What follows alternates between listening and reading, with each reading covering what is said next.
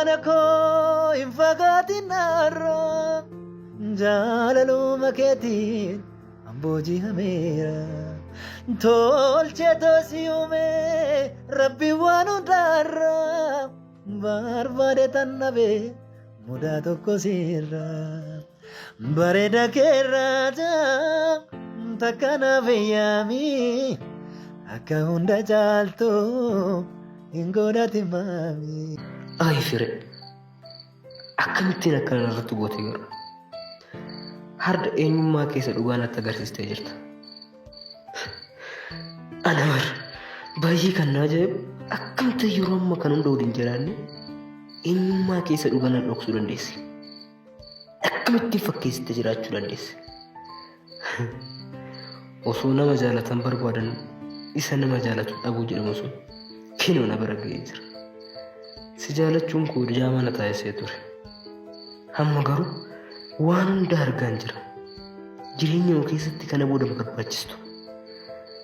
Naman jaaladhu argachuudhaaf yoon carraa baadhise nama na jaalatu argadheen jira.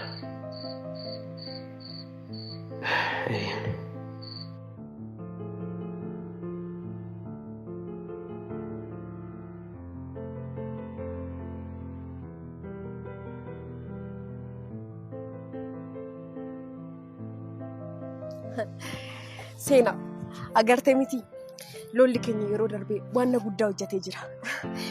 Yaanni keenya hundumtuu nuuf milkaa'ee jira. Ati garuu gidduutti abdii kutattee turte. Ani immoo abdiin kutatiin siin jechaa tanan ture. Laali ani giiftiin waan an qabadhe tokko amma milkeessutti gadi lakkisu. Garuu amma karaa hin eegamnee fi karaa yaanne nuuf milkaa'ee jira.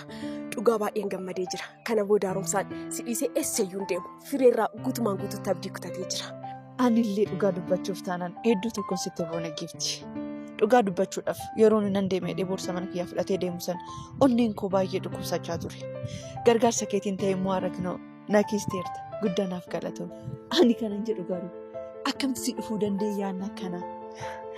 Mucayyoon bargiiftiidha. Erga gaafa haaromsaan mana keetii bahee deemeti guyyaa tokko rafee bulee hin beeku. Akkamittiin haaromsaa gara keetti deebisuu akkan qabu yaadaa ture. Yeroo abdii kutattetti ani immoo abdii tokko iyyuu hin kutanneen ture. Sababni taasis wanta abdii irraa kutatan hin ta'u. Wanti immoo abdii itti horatan hundiyyuu ni milkaa'a. Amma garuu yaanni kiyya naaf milkaa'ee jira. Yaanni kiyya immoo milkaa'uu isaatti baay'een gammadee jira. Karoorri koo sii fi haaromsaa walitti deebisu ture. Amma garuu wanti yaade hundumtuu naaf milkaa'ee jira. Haaromsaan immoo paarsantii 100 keessaa 100 si amanee fireerraa immoo amantii tokko dhabee jira. Kana booda haaromsaan garagalee gara fireeyyuu ni ilaalu. Inni kan keeti atis immoo kan saati. Giiftii koo wanti hundumtuyyuu akka afaan keetii naaf haa taasisu. Yeroo kanatti immoo firee fi haaromsaa walitti diina. Seenaa fi haaromsaa immoo walitti fira goonee jirra. Eeyyeni wanti hundumtuyyuu akka kaayyoo keenya fi akka karoora keenyatti nuuf deemaa jira. Kanaafis immoo Waaqayyo nu gargaara. Giiftii dhugaa dubbachuudhaaf oolmaatiin haa walitti irraanfadhu. Guddaanaaf galatoom. Kanaaf jecha siif hin qabu. Dhugaa. Dinqisiifannaa keef guddaanaaf galatoom. Amma garuu gara haaromsaa keetitti deemuu qabda. Baay'een si jaalladha. Ayyee guddaanaaf galatoomi.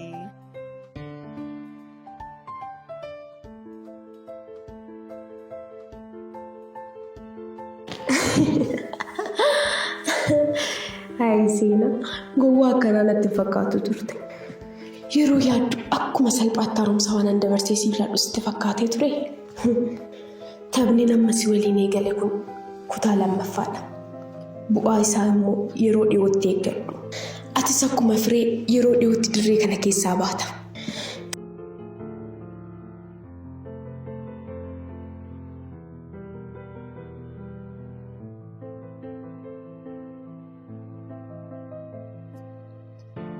Addunyaan kun bakka shiraa fi gantummaati. Namni dhugaa dubbatu bakka hin qabu. Haaromsa. Ati fireen summii qabdeetti yeroo natti lallabdu. Onneen koo garuu siif jedhee dhiigaa ture. Summiin koo si jaalachuu qofa ture. Ammaani dhuunfaa kee keessaa yoon bahe seenaa fi giiftiin ni gammadu ta'a. Si dhabee jiraachuurra immoo of ajjeesee lafa seenuu naa wayya.